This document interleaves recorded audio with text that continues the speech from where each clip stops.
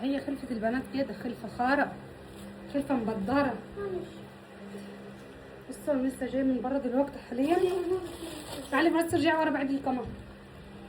ما انت بتربطيه ازاي كده؟ روحي اقطعي مش عارفه فيك، يلا تصبري شويه. بصي خلفة البنات خلفة خارة ومبدرة.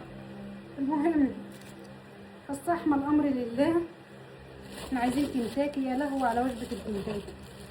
بوظت، شفتوا؟ طلبت لهم كنتاكي مش عارفه بقى بتبقى حلوه ولا ايه؟ فيها توميه؟ لا الفراخ بردت يعني، لما بتبقى بارده مش بتبقى حلوه. في اللي فعلا مسكره اللي انت بتقول عليها. بصوا الفراخ دي بصوا فيها ايه؟ الفلفل مش عظيم. بصوا هي بردت اصلا.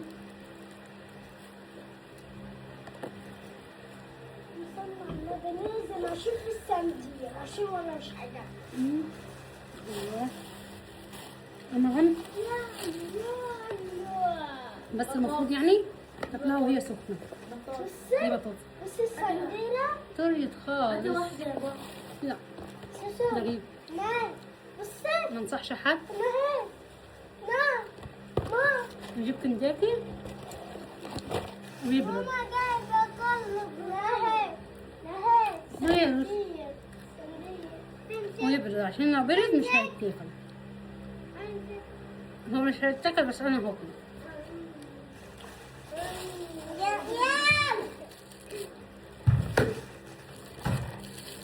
طب بالله عليك انتوا حاطين دول سلامين. روحي سخني عيش يا ناس. لا خشي سخني عيش، مش هقول تاني. لا خشي سخني. بصوا الجرصة ده هتكفي مين يعني؟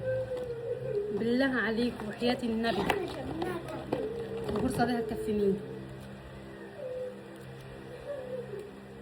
دي جرصة دي كل البطاطس مش هتكفي حاجة، بس انا ممكن تكفيني عشان انا عاملة بيض.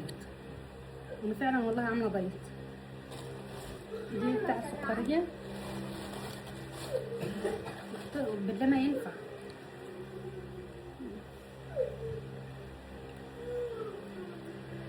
الفراخ طعمها مش جاب كده، بس انا مش هظهر المطعم. الفراخ مش طعمها غير كده، والجرس بايته. دي مش جرس النهارده. ما اعرفش بقى، انا مش حاسه الاكل بطعم عشان خاطر بارد ولا ايه. اكتبوا لي في الكومنتات عشان الاكل بارد